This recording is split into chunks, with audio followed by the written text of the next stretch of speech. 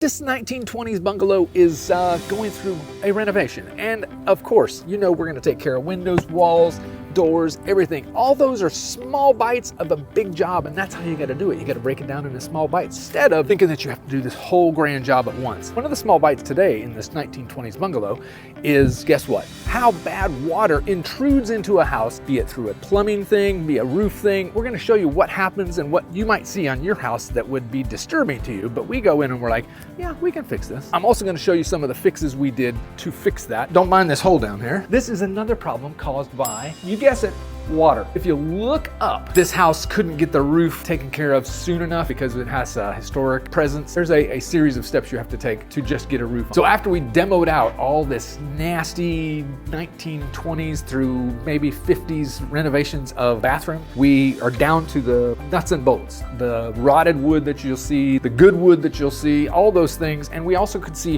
where like the leaks in that bathroom were predominant, like over 50 years. You have kids washing stuff out of a tub, you have people around a toilet that just becomes unseated and then it leaks for 15 years and nobody knows about it. Those are the things it's gonna pop up, and you're gonna see some things around here about rotten wood, and we had a foundation company come in. So in a nutshell, let me tell you what we had to do. This happens to be a confluence in the roof where the whole valley was rotten out. Well, it had leaked for probably 5 or 7 years, and this whole bathroom looked like an abandoned house, right? We had to put new floor joists in. So see, right there, not going anywhere. That's exactly what we wanted because we're putting a new flooring down. When you put tile down, you don't want your new tile to crack because you didn't replace the faulty joists under the house, or you jack it up after you put your stuff in. And termites. Termites are another one that'll do it.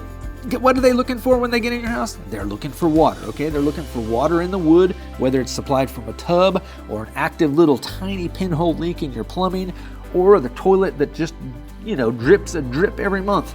They're gonna find it. They're gonna eat through that wood to find the fibers in the wood that have the most moisture in them. And your idea is to don't give them any chance to get in to get that water. All right, these are 3 windows. We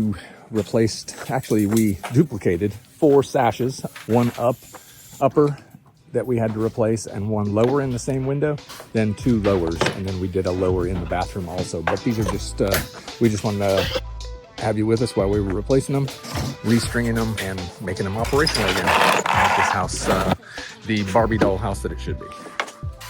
So what we have here is we have a top sash. It was not operational for a long time. There were no weights in here for the top sash. The inside pulleys are just fine. We're reusing those. This bottom sash will hooked up to it nicely. Top sash is gonna be stationary, as is all of them. That's kind of the ups and downs of it. We're gonna put this in like a dry fit top, and then make sure that bottom one where they meet is satisfactory, and then we'll attach that top one and get it permanently in. We are back at the 1920s dilapidated house that we are refurbishing and remodeling. Looked terrible when we got the place to start, and now it's like a beauty inside. So do you want to see what we've been working on for the past, 6 months?